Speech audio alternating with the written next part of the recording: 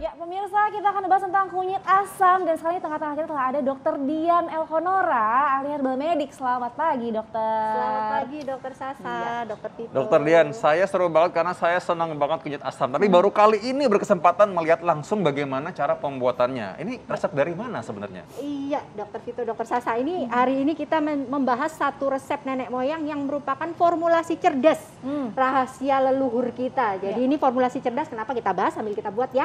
Oke, selama ini kita kenal bahwa kunyit asam ini sudah banyak dipakai di masyarakat. Secara empiris sudah dibuktikan juga. Nah ini biasanya kalau ibu-ibu atau remaja putri yang mau menstruasi atau sedang menstruasi untuk mempelancar haid dan menghilangkan bau badannya. Nah ini coba dengan resep pertama ini kita sambil praktekkan. Nanti kita cerita kenapa itu disebut sebagai formulasi cerdas nenek moyang.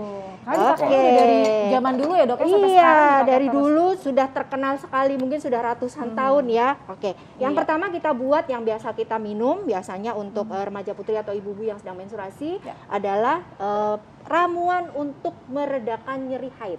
Jadi selain untuk melancarkan, dia juga meredakan karena dia punya antiinflamasi. Yang pertama kita coba untuk campurkan dulu kunyitnya. Jadi rahasia formulasinya cerdas di sini kenapa? Yang pertama kombinasi kunyit dan asam dok. Kunyit ini mengandung kurkumin. Nah, kurkumin itu rahasianya dia tidak stabil pada posisi basah dan suhu biasa. Nah, dengan adanya asam, asam ini bersifat sebagai asidulan. Jadi kalau dia itu dibiarkan kunyitnya, kurkuminnya menurun terus karena dia mengandung gugus metil di antara dua keton yang mudah sekali terhidrolisa dan terdegradasi. Jadi kalau dia hilang, kurkuminnya menurun, otomatis potensi terapinya juga akan menurun juga. Makanya dikombinasi dengan asam. Asamnya tadi yang bersifat asidulan tadi untuk mempertahankan supaya pH-nya dia menjadi sedikit lebih asam sehingga kurkuminnya bertahan dalam ruangan tersebut. Hebat ya, kok bisa leluhur kita udah tahu gitu campurnya Padahal asam. dulu belum ada laboratorium dan sekarang baru dibuktikan dengan uji laboratorium yang ada saat ini. Yang pertama ini resep untuk menstruasi, untuk meredakan nyeri haid ya. Ya, kita ambil 85 gram kunyit yang sudah diparut. Nah, ini yang kedua rahasianya. Ramuan ini berbeda dengan jenis ramuan lain. Yang lain boleh rimpangnya diiris saja, kemudian dicemplungin.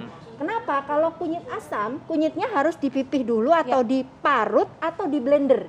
Ya, ini 750 ya airnya kita masukkan yang sudah dihaluskan.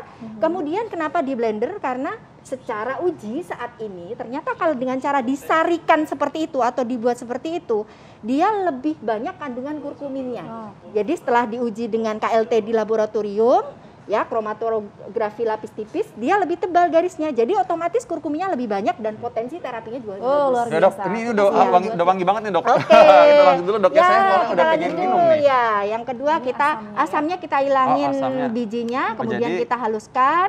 Ya. Jadi asam tanpa biji ya, Tanpa biji. asam tanpa biji. Oke, disarikan. Yang kedua kita ambil kapulaga.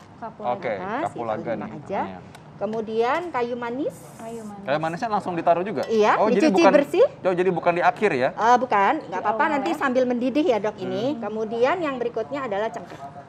Apa nih? Cengkeh. Cengkeh ya. Nah dokter, ini untuk asamnya sendiri ini bisa pakai asam jenis lain atau harus yang ini? Biasanya buah asam yang segar seperti ini. Jadi asam yang Tamarindus indica ya, benar-benar asam yang seperti ini yang bagus ya. Iya. Coba ditunjukin ya, coba kita lihat tersasa.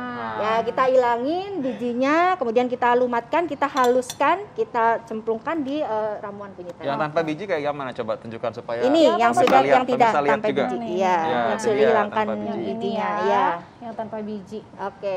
Nah ini kita tunggu sampai dengan mendidih ya. Kemudian kita tambahkan juga gula aren. Oh ini gula aren. Gula aren juga langsung masuk ya, jadi nggak usah nanti setelah matang ya? Sebenarnya boleh dok, nanti setelah matang. Ini teknik pemanasannya juga beda. Kalau biasanya, nah ini kan kebetulan memakai yang larutan diparut kemudian dilarutkan ya, dicemplungkan. Biasanya kita bisa juga pakai dengan cara di blender. Di blender dulu kunyitnya 85 gram di 750 mili air, kemudian disaring, baru kita rebus. Dan kita masukkan bahan-bahan lain. Begitu, itu juga sama. Jadi bagus juga hasilnya. Kenapa seperti itu? Yaitu berharap kurkuminnya jauh lebih banyak. Sehingga potensi terapi yang kita harapkan juga lebih bagus. Baik. Nah dokter, ini kan untuk meredakan nyeri haid ya dok ya. Nah ini berapa kali sehari dok baiknya diminum? 1 sampai 2 kali setelah makan ya. 1 sampai 2 kali setelah makan. Bisa dikonsumsi sebelum haid kah? Katanya kan melancarkan juga ya dok. Bisa untuk pencegahan, jadi seminggu menjelang haid bisa.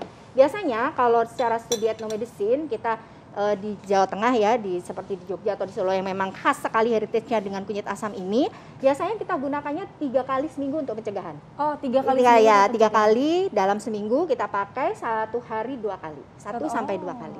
baik. Dok, ini saya jadi penasaran dok, karena saya mengaku tadi saya suka dengan kunyit asam. Kalau buat laki-laki nggak apa-apa kan? Nggak apa-apa. Baik sekali Dokter Vito. Jadi Iya. kenapa begini? Kita cerita sedikit tentang kandungan dari kurkumin Iya. ini ya, kunyit asam. Jadi kurkumin ini luar biasa sekali, kandungan pada kunyit asam ini sangat besar. Seperti yang kita ceritakan karena dia dipertahankan oleh posisi asam dari asidulan dari asam tadi. Nah, ternyata di dalam kurkumin ini berkhasiat sekali untuk mencegah beberapa hal yang related dengan kondisi sehari-hari kita. Contohnya obesitas, Oh, bisa juga ya. demensia, kemudian termasuk gangguan seperti miokard infark, kemudian aterosklerosis atau gangguan pembuluh darah yang bisa fatal ya nanti akibatnya. Nah, ini bagus sekali. Kenapa? Karena kurkumin ternyata setelah diteliti, nah ini cerdasnya nenek moyang kita ya. Setelah diteliti di uji laboratorium, ternyata memang menghambat atau inhibisi terhadap interleukin 6, kemudian interleukin 1 beta dan TNF alfa. Jadi semua itu tiga-tiganya adalah sitokin pro-inflamatori. Jadi zat yang kalau dia munculnya banyak dalam tubuh akan merangsang terjadinya inflamasi lebih banyak atau radang lebih banyak dalam tubuh. Luar biasa ya. Dokter ngomong-ngomong ini mesti saya aduk nggak dok? Saya Iya, saya boleh diemin aja nih. diaduk. Aduk Ya, aja. Aduk, nggak boleh apa-apa aduk sambil diaduk ya Ah. dok. Tapi Ini- didiemin juga nggak apa-apa. Tapi ini udah masuk semua ya bumbunya Sudah ya masuk sebenarnya? semua, ya. Ini yang bumbu lain buat apa nih? Kan ada jeruk lemon, ada apa nih? Oke, untuk yang ramuan ini Ya. nanti setelah ini mendidih ya, merebusnya setelah mendidih ya, dia keluar gelembung mendidihnya 5 sampai 7,5 menit. Jadi tidak dari beberapa uji lab yang terbaik dipertahankan kurkuminnya pada perebusan dengan waktu yang tidak terlalu lama. Oke. Iya, jadi yang 7,5 menit. Karena kan kurkuminnya dia sudah dihaluskan dengan cara di blender tadi Blender ya, atau Baik, diparut. aduh, Iya. ini penasaran banget ya sama ini rasanya kayak gimana dan ramuan Iya. selanjutnya juga baunya gimana Dokter Vita, enak kan? Pasti. Aduh ini enak banget sih, Iya. ini udah enak menurutku ya, udah keluar banget baunya. Oke. Tapi saat lagi kita akan lihat lagi nanti bagaimana, saya penasaran bagaimana caranya nanti kita meramu dengan masih ada bahan-bahan lain yang akan kita lakukan ya. Baik. Jadi jangan kemana-mana, tetap saat lagi di Hidup Sehat.